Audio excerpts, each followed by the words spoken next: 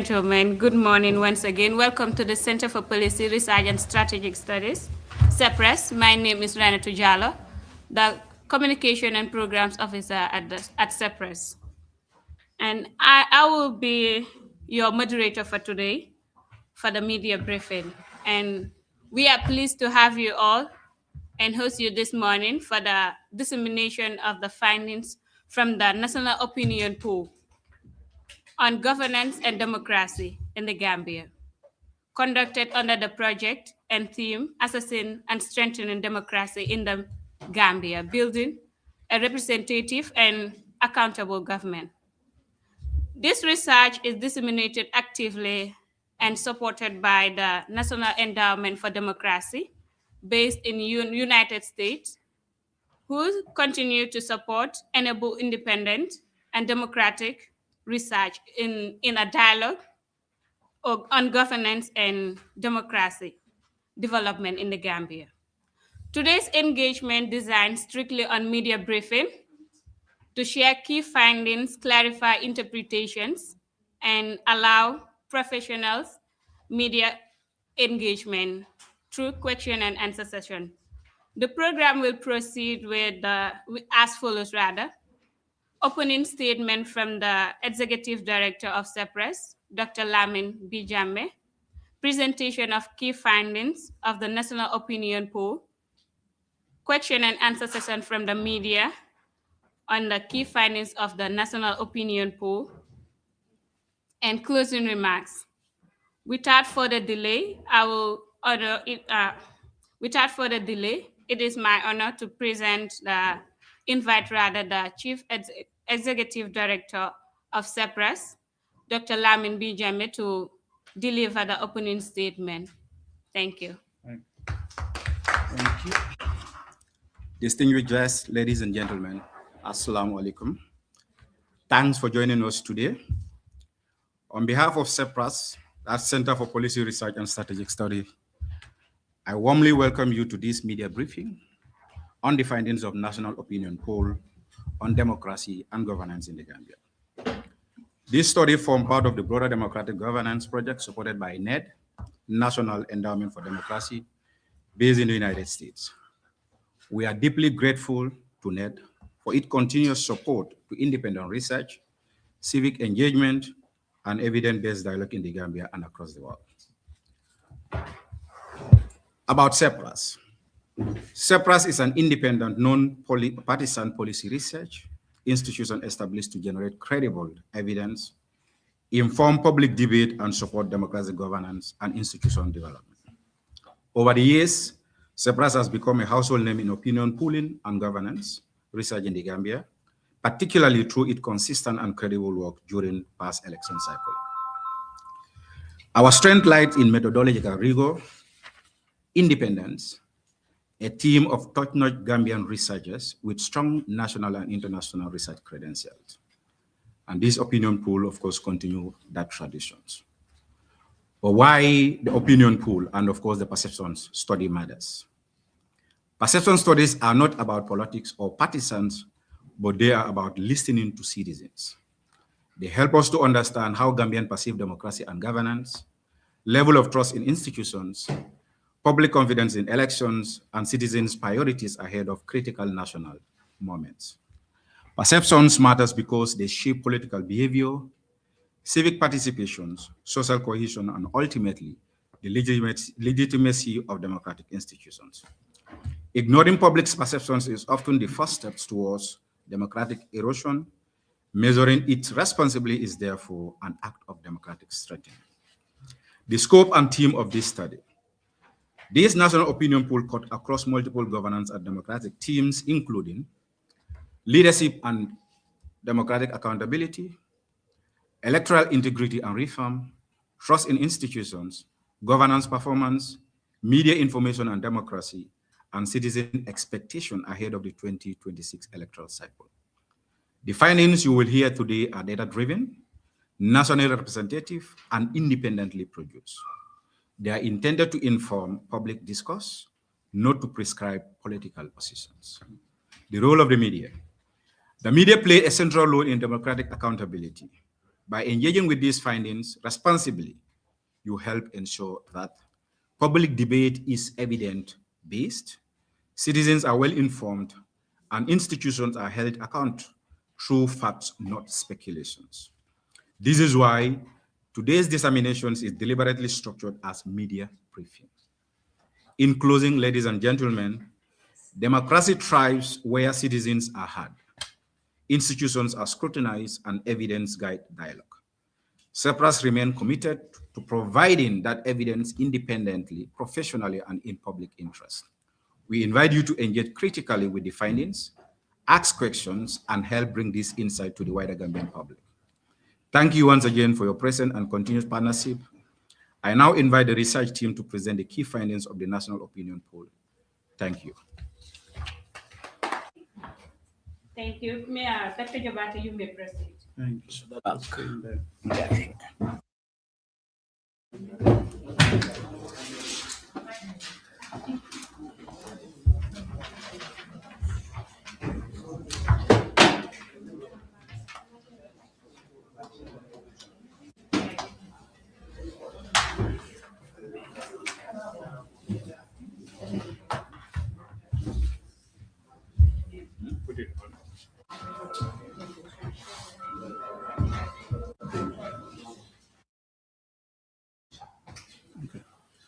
Like the ED said, this is going to be the first series of OPs that we are going to do for the 2025, 2026, 2027 election cycles. Okay, so as we know, polls are means to assess public opinion on key issues, and they're done in such a way that they're representative of the population that you are interested in, so that you are able to focus the results of voting or whatever you are interested in. Now, as mandated by the 1997 Constitution, the Gambia is we're going to the polls in December 2026 for the presidential elections. And we have seen that so far we have seen a lot of parties that have registered and others that are on the verge of registering. So as we speak, we have more than 20 political parties that are either registered with the IEC or plan to do so.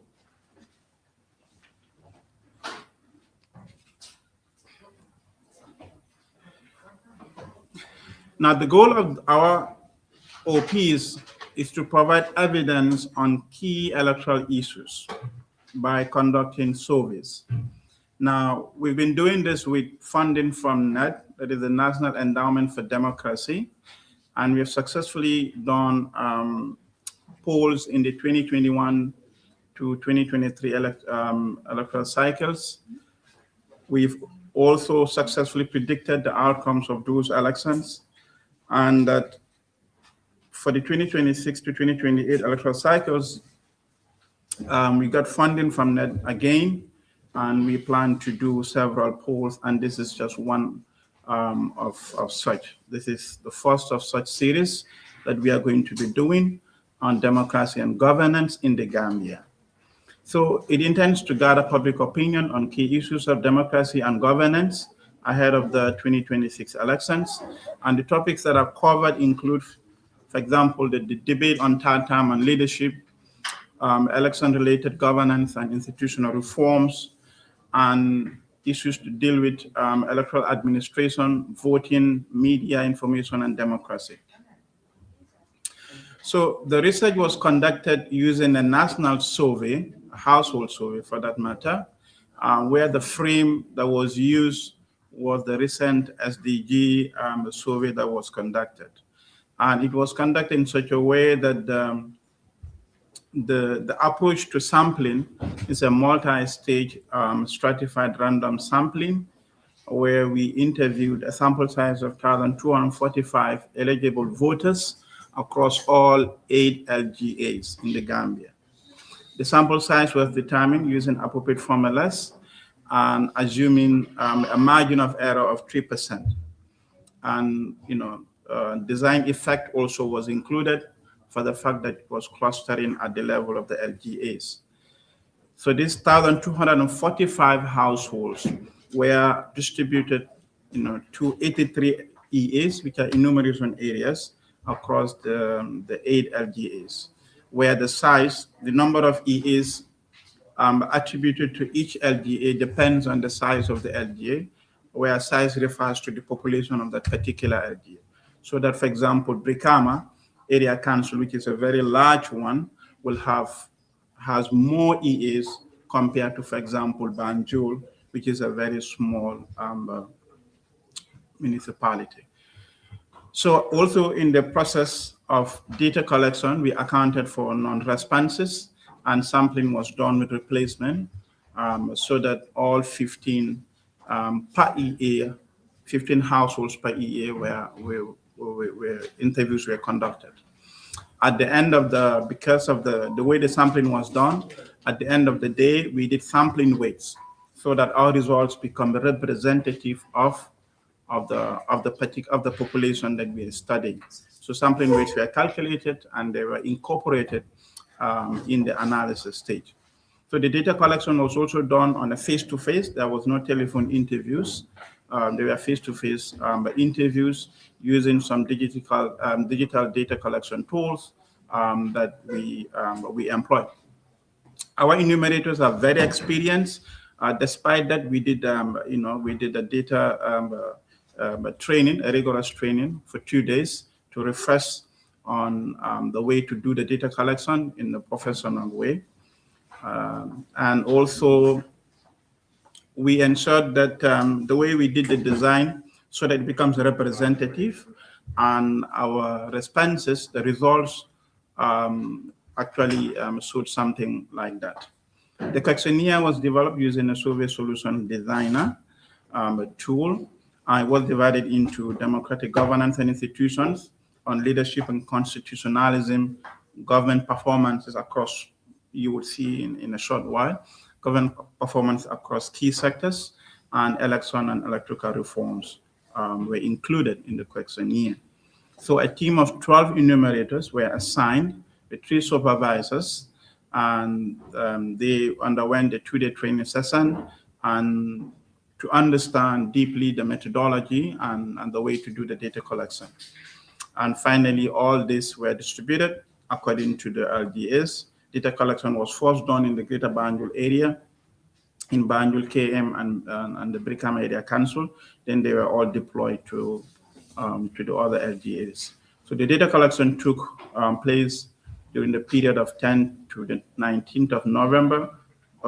This is 2025, and then according to the selected households. So like we said, 1,245 respondents were interviewed across all LGAs within the 83 EAs. Data analysis was basically descriptive, using summary stats and proportions. A deeper analysis was done at the level of age, at the level of gender, region, that is geography, as well as the education level. So for every question that you're going to see, we have a deeper analysis at that level. However, that is kept in the report. So if you have access to the report, you would see that. What we're going to be reporting here, however, the main results and the distributions or this aggregation according to the LGAs. So first, we want to know, who did we interview? The socio-demographics, of the characteristics of the respondents. So as you could see here, we interviewed 1,245 households. 46% are male, 54 are female, and according to your education level, the largest number are secondary graduate, 28%. As well as some of them, 28% also are Majlis or Dara graduates. Then we have tertiary is about 13%, to give you a profile of the people that we interviewed. The age distribution of the respondents, you could see, are mainly between 25 to 34, 26%, and 35 to 44, 24%. And you could see, based on the sampling criteria, like we said, it was done according to proportionate to size. So you could see Brikama had nearly half of the respondents. Brikama Area Council, 49%, and followed by 20% in Kanifing. Then you have other LGAs according to the proportionate to their size that it was distributed. So the first question that we asked them, the one that we report here, is what are the views of the people on the president seeking a third term, the impact of that or the effect of that on democracy, right? So as you can see the results, a significant proportion perceive that the third term, there's a danger in the incumbent seeking a third term. Many said it is going to weaken the democracy of the Gambia, about 58% of them, right? And only 17% said that it is going to strengthen democracy. And if you look at the regional distribution of that, you would see that in most of the regions, especially in Kanifing and in Brikama and Banjul, a large percentage, more than 60% of the respondents indicate that seeking a third term would weaken the democracy of the country. Okay, then we ask whether people have trust, okay, or whether they trust that the president acts in the best interest of the nation, right? So if you look at that results, you would see that majority, 37%, says that it doesn't act, not at all, and 20% or 26% says it acts in the interest of the nation a little, and 19% it's somewhat. So there's a trust deficit, as you can see in the results, but there is no trust collapse entirely, because you could see that others indicate that the president acts in the best interest of the nation a lot, by 16%. So there's a little bit of trust, but majorities, say that the trust is actually weak. Then we ask if the incumbent, do they approve or disapprove of the way that the president is handling his job as the head of the state? We ask the people, and as we always say, we report the opinion of the people. Okay, so as you can see the report, there's a challenge to the legitimacy based on the opinion of the people, based on the assessment of the performance of the president, which is not political at all. Okay, you could see that there is a strong disapproval, which is the highest, about 25%. There is somewhat disapproval of 21%. All of that put together, nearly half of the people actually are, disapprove of the way that the president is really handling his job as the head of the state. Also, we asked whether the president and his government are handling key areas. Now we're looking at the performance of the government, the current government, in terms of key areas. So this one is about economy. So if you look at it, you would see that majority are saying that they're doing it very badly. The way they're taking care of the economy is very bad. You could see that it's about more than 30%. Next to that is fairly bad, which is 21%. All of that put together, it's way more than. So there's a high degree of dissatisfaction with the way the current government, is taking care of the economy according to potential voters. By the way, the responses that all the respondents are those that are eligible to vote. Okay, so these are all potential voters. And you would see somewhere that 97% of these people intend to vote. So these are the real voices that really, really matter. And it is a representative segment of the entire population based on the sampling that we have done with weights. So also we asked whether the president and his government are how they're handling jobs, right? So you could see the results, very badly is more than 40%, fairly badly is 22%, all that put together, more than 60% of the respondents indicate that the government is really not taking care of jobs properly. So there's a high negative perception of government's handling of jobs and unemployment. And you could see the regional the disaggregations, and you would see that, this very badly is very high in places like in Kerawan, Kanifing, as well as in Brikama. It's really very high, the blue bar that you've seen in these areas. So on the assessment of the performance of the current government in fighting corruption, we ask whether the current government and the president are really handling, how they're handling corruption. You could see nearly half of the people, 47% of the respondents indicate that government is handling corruption very badly. Then nearly 20% next, said it's handling fairly badly. All that put together, you're like about 70% of the respondents indicating that government is really, really not taking care of corruption the way they're supposed to. And so there's a high negative perception of the government's ability and willingness to fight corruption. Then we asked government's performance in terms of services. You consider social services, health, education, and all the social protection that government is supposed to do. This social contract between government and the people, how government is really handling that. So the responses indicate that nearly half, again, 48% indicate that government is handling it badly, and fairly badly, 21%. All that put together, is above nearly 70%, 69% indicate that. So trust in the president to do that is really, in terms of services, is really, really poor. And the regional disaggregation also would show that. You could see that the brown bars are very high in Brikama, in Kanifing, as well as in Kerawan and Janjanbureh. Then we asked government's performance in terms of national unity and cohesion in the country, how government is really handling that. So you would see the reports merely reflects what we've seen earlier, that there is, national unity is one of the least rated aspects of government performance. You could see that across board, 20%, 47%, all that put together, is really significant. And all of that indicates that government is really not handling this properly. Then on institutional reforms, on institutional reforms, we ask how government is performing regarding this, and the response indicate that it is lowly rated. On the negative side, you would see 21%, 44% put together, as government really not handling reforms as it's supposed to do.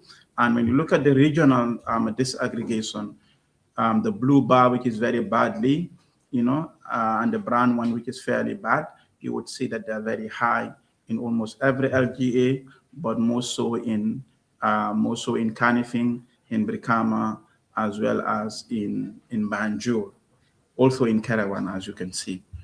So all of that indicates that there's a low rating of government performance in terms of institutional reforms.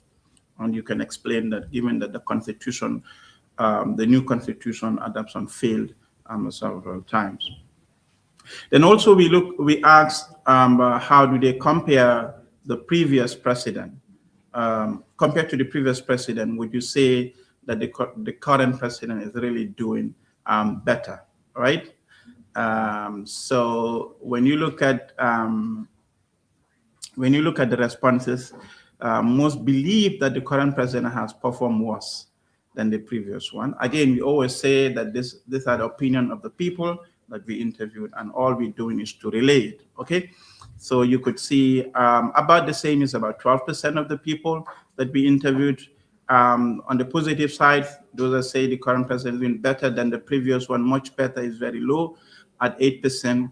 But you would see that 32% said he's doing worse than the previous one, and 26% said he's doing much worse than that. All that put together, you are like nearly 60% saying that he's doing much worse than the previous president.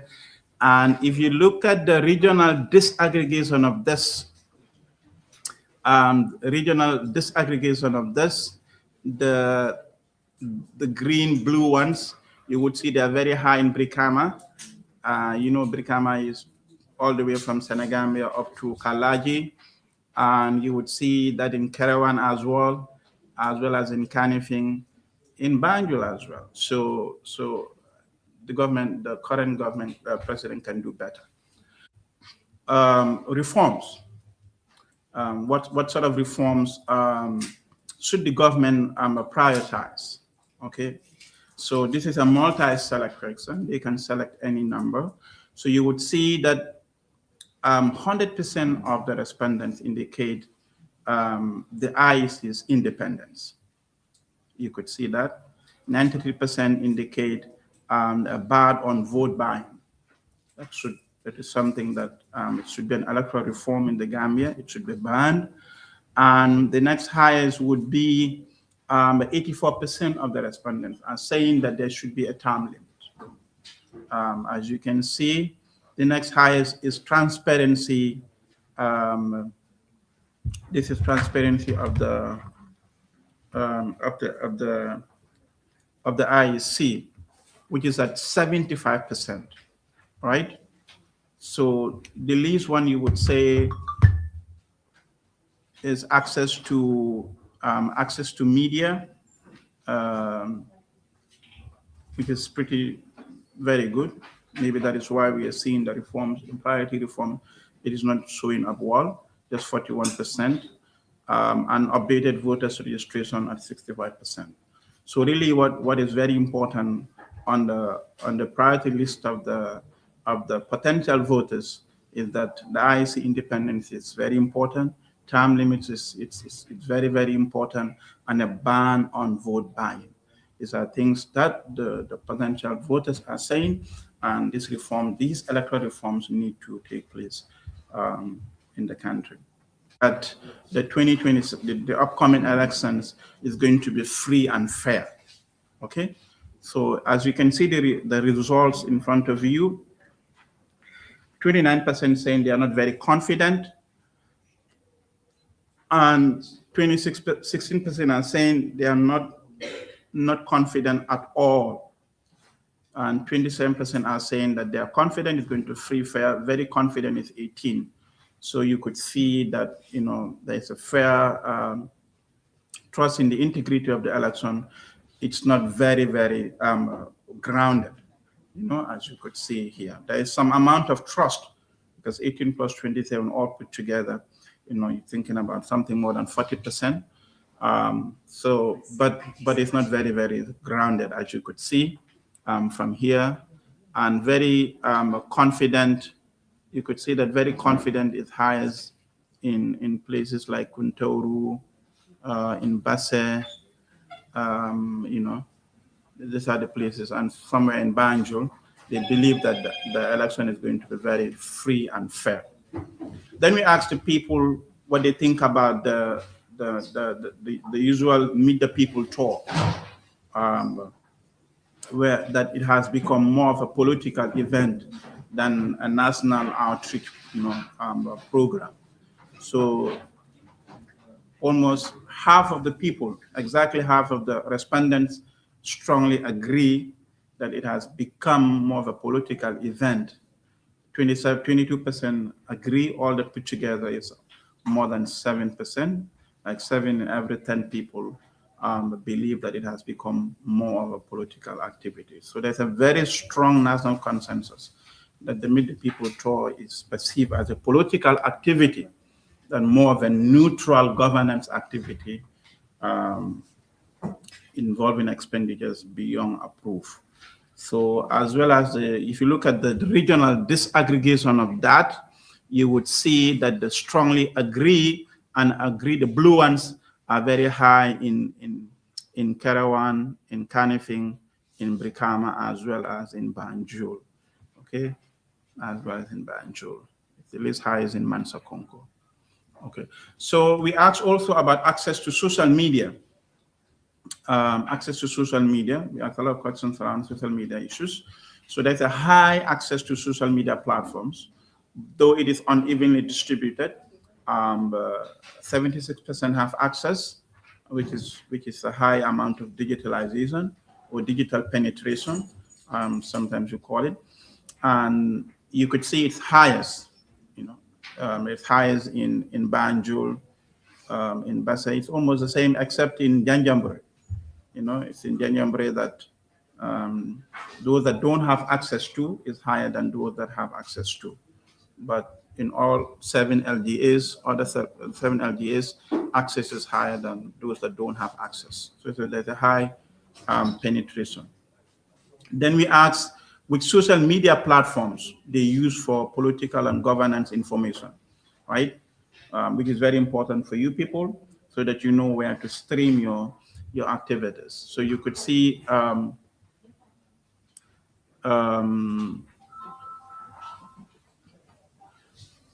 let's sorry, the actual social media.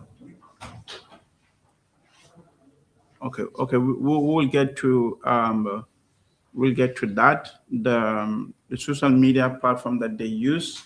Okay, but the figures are showing reforms. Generally, electoral reforms. In addition to that one, the first one we had was an institutional reforms. These are mainly electoral reforms, the view of the people. So it's also a multi-select. 51% are saying that we should reintroduce the term limit, and 26% are saying that there should be diaspora voting, as well as 13% are saying that IC registration requirement should be reformed. Okay.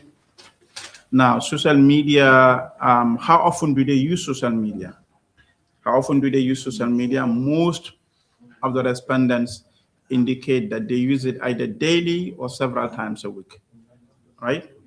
40%, 4 in 10 uses social media daily, somewhat 19%, and occasionally 21%, which collaborates with what we have seen in terms of access to social media across all LGAs. Then there is information about politics or governance that you use on the social media, whether you trust the information, like the information that you people put out there, whether people, households, or individuals usually trust the information that with all this fake news and disinformation and misinformation, what is the level of the trust of the people in terms of the information that they consume on social media?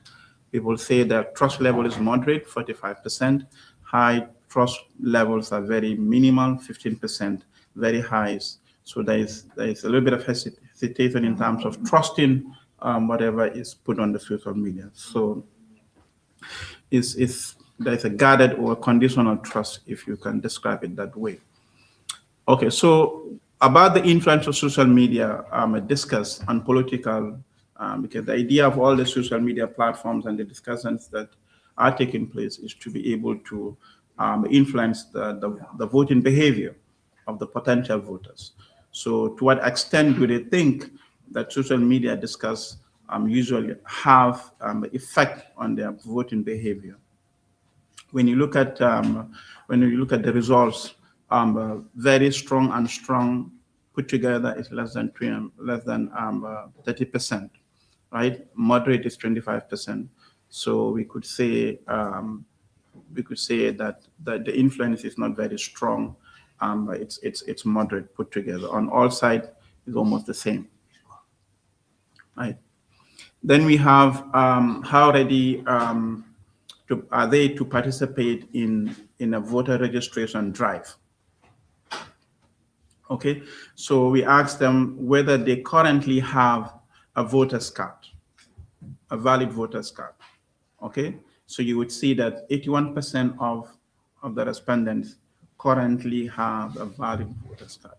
So the information that is what this says is that the information that is coming out of this is very, very important.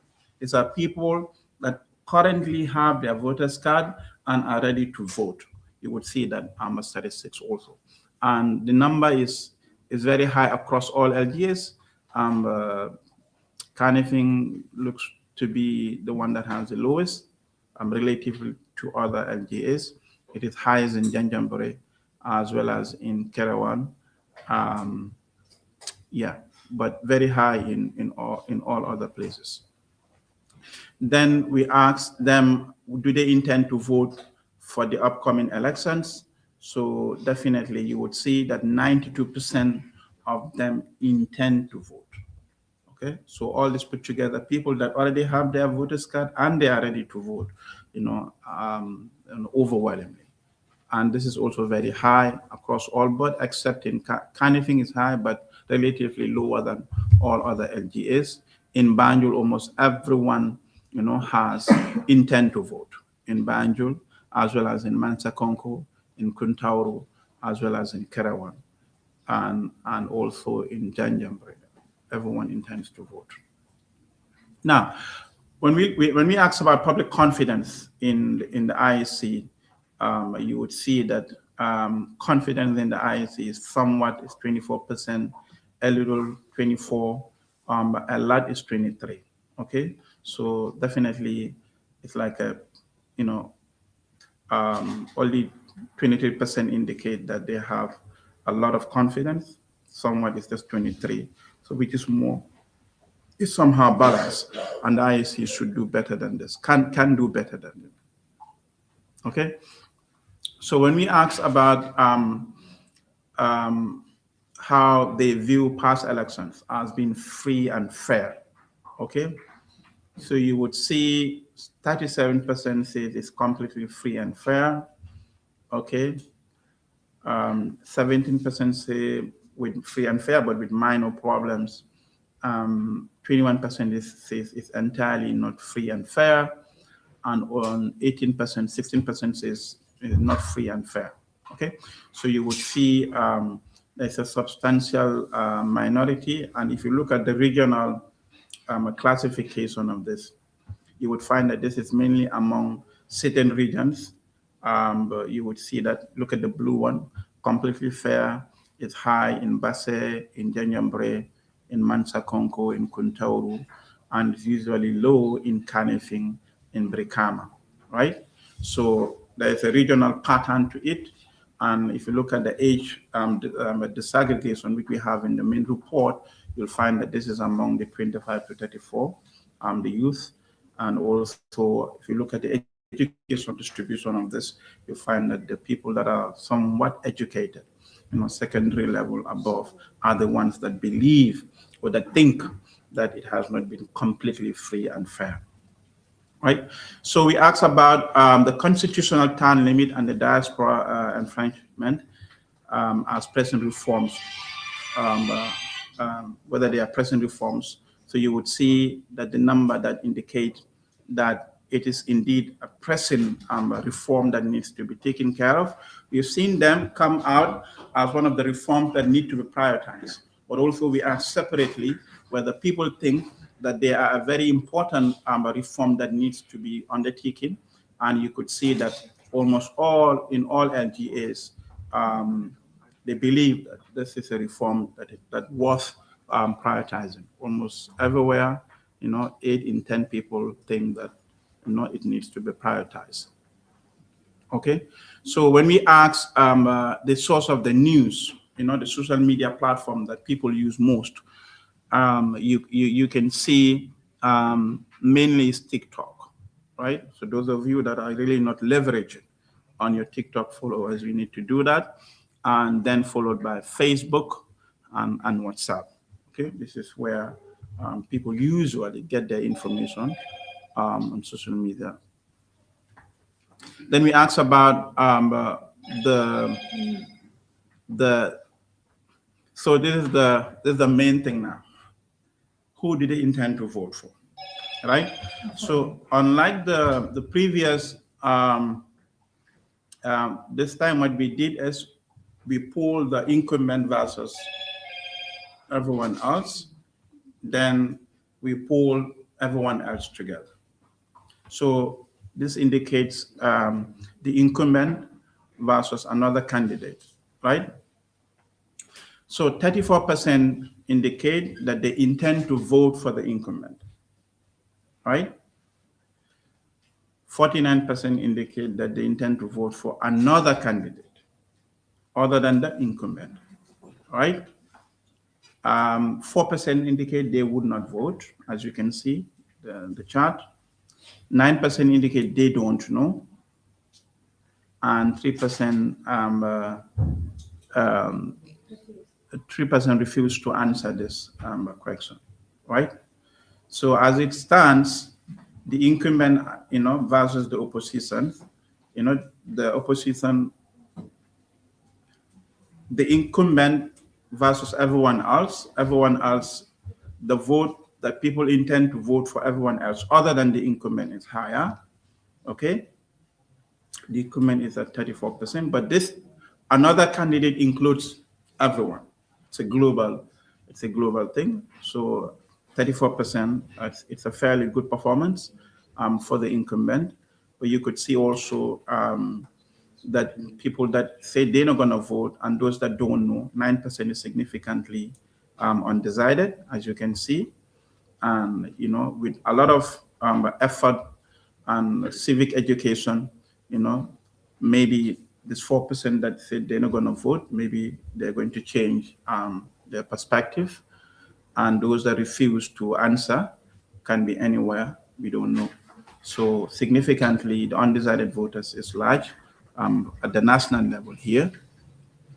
And if you look at the incumbent, those that intend to vote for the incumbent, so you see it's very high. You can say the incumbent has captured Mansakonko, Kuntauru, Janjambure, and Basse. Like all these rural LGAs are highly incumbent, base. You can see all the gray bars, especially in Janjambure, 77 in 10 intend to vote for the incumbent. Kuntauru, nearly 7 in 10 intend to vote for the incumbent. Mansakonko, nearly 6 in 10 intend to vote for the incumbent. In Basse, also nearly 7 in 10 intend to vote. But the biggest you could see in the sampling, Brikama, other candidates are way above the incumbent in Banjul as well as in Kanifing. So in the greater Banjul area, the other candidates are winning over the incumbent. Yes. So, but then we asked about likely to win. So likely to win is just a perception of the respondents. Who do they think, not their intention to vote, but who do they think I may want to vote for the opposition, but I think that the incumbent is going to win. So this is just a likely to win according to the responses that we have. Unlikely to win, nearly half of the people think that the NPP alliance it's going to win. Okay, compared to 20%, so 46% for the NPP alliance. So this is the alliance, not just the NPP and all its all the other affiliated parties, for example. Then the UDP, 20% thinks UDP is going to win. And there's a large, nearly 20% who say we don't know. 4% decides not to say, and 1% refuse. So you can see unlikely to win is mainly between the NPP alliance, UDP, and the APRC no to alliance, 4%. This is just likely to win, right? Now, the other intention to vote, very important data. The intention to vote here, you remember 49% says they're going to vote for other candidates. So now we're going to look at that, who they intend to vote for specifically, right? So when we ask who they intend to vote for, 35% indicate they intend to vote for the UDP. The next to that is the APRC no to alliance. 11% intend to vote for that, and the PDOI is at 8%, UMC at 7%. Then there's a large number of undecided. Prefer not to say 8 plus 14, so about 22% that we really do not know. They're undecided. They refuse to say or they don't know. So this is a large number. That plus what we have seen, about 10% at the national level, all of that is going to be a significant amount of undecided voters. So more than 20, you can see more than 20% undecided voters. So it's still really not very clear. Okay, but among other candidates, UDP is leading, followed by the APRC No to Alliance, still formidable, the PDOIS, as well as the others. Then we ask people, there's a lot of talk around, what this results show is other candidates are about 49% compared to only 34% for the incumbent. So really, a united coalition, whether they think a united coalition is the credible way to win the incumbent, which the data actually shows up there. But if you look at the answers to this question also, it indicates the same thing. You can see that nearly 77 in 10 says that a united coalition is a credible way to win the incumbent, right? Only 25% say it is not. So there's this high level of consensus on a united coalition's ability to win the incumbent. And if you look at those responses across geographic distributions, you can see it's even highest in Kuntauru, in Terawan, in Kanifing, in almost everywhere, but highest in Brikama, as we can see. Okay. So what can we draw from all of this in terms of key takeaways and recommendations? Okay. So our political parties, candidates, policymakers, they need to take a thoughtful and a considered approach to what we have here. This is just a presentation, but the report, the detailed report for every question, like I said, is analyzed at the level of LGA, at the level of age distribution, so that you know what the youths are saying and what the elderly voters are saying, at the level of educational background, so that the well-educated ones, what they are saying and what the others are saying. So all of that is important, right? So they really need to take a thoughtful and a considered approach to this. It should not be dismissed, but it should be used as a means to better their campaign and politics going forward. We still have a lot of time before December 2026, and a lot is possible. So this is just initial landscape, and I think all parties, candidates, and policymakers should consider the findings from this. So engaging with a large number of undecided votes also reflects that the demand for a more nuanced policy stance and the need for a genuine reform promises, especially among the major political contenders, and the NPP, its alliance, and the UDP. The engagement activities can include, should focus on women. If you look at the undecided voters, it should focus on women, the young people, and urban residents, okay? And it should be policy-based, not based on rhetorics, right? Now, there's a need to put a new emphasis on reforms in governance. As we have seen, reforms around national unity, institutional reforms, making them more efficient, economic governance, how they take care of the economy, job creation, as well as services, which include security, health, and education, right? It is also recommended that more stringent institutional framework needs to be employed that ensures that corruption, government fights corruption head on, right? There should be levers, and this can include, for example, strengthening an autonomous anti-corruption body. We now have the Anti-Corruption Commission, still not very, not at work yet, to its development and implementation of this anti-corruption laws and increased transparency in public decision-making and expenditures, okay? Also on the economy and unemployment, this dissatisfaction, especially in urban and peri-urban areas, seems to emerge as an important issue.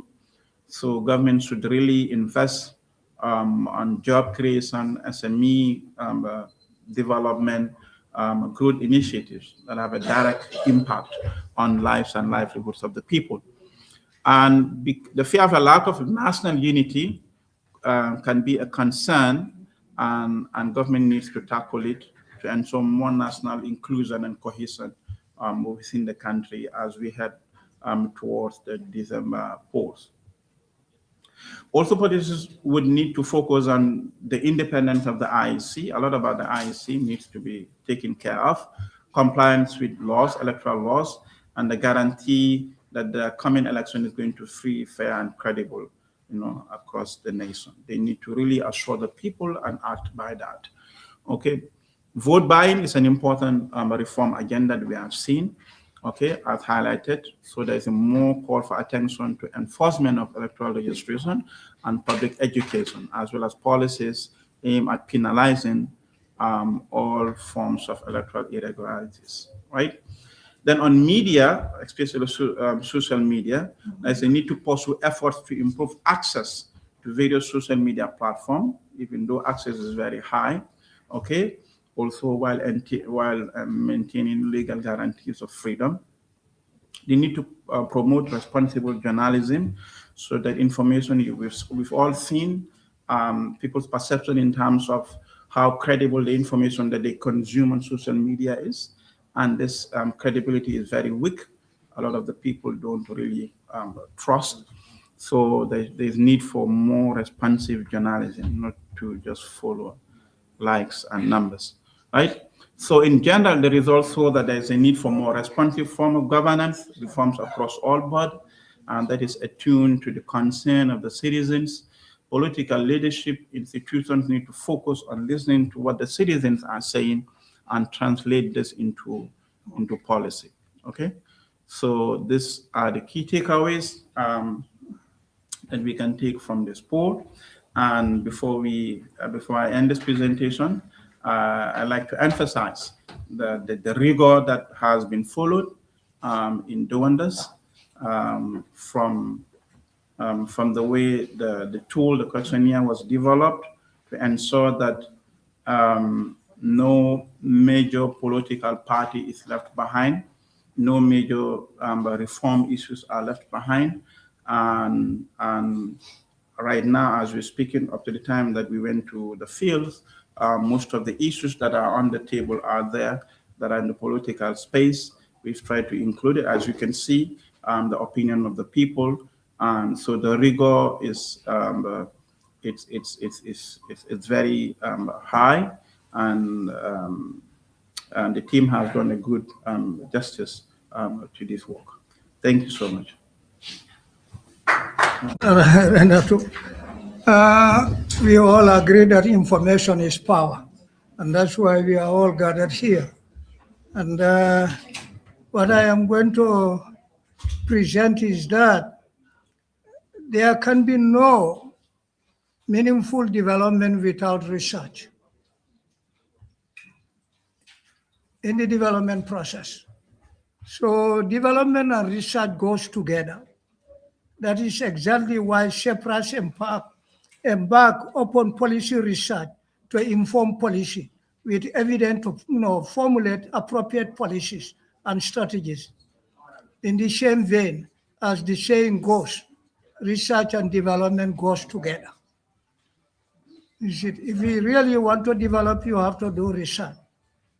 This pre-opinion survey was guided by experts using scientific tools to ensure reliable and valid data are collected across the entire 7 regions and 8 local government areas across the country, with a representative sampling procedure, the details of which are articulated in the methodology section of the survey. So if you really want to know, and then whether it is valid or reliable, you go to the methodology section. The findings of this survey should be read and observed within the context of participants' perspectives on the governance in general and the way they want to be governed, highlighting issues affecting their daily lives and livelihood. So Ceprass would like to emphasize that the findings of this survey are not a mere speculation or personal thoughts of Ceprass.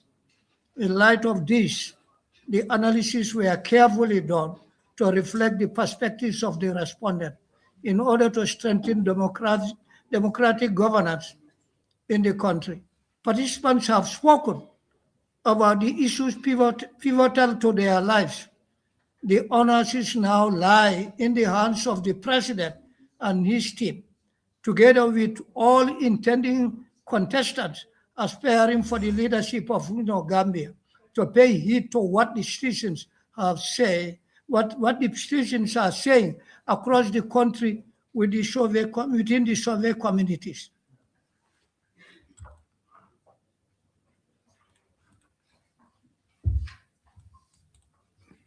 Okay.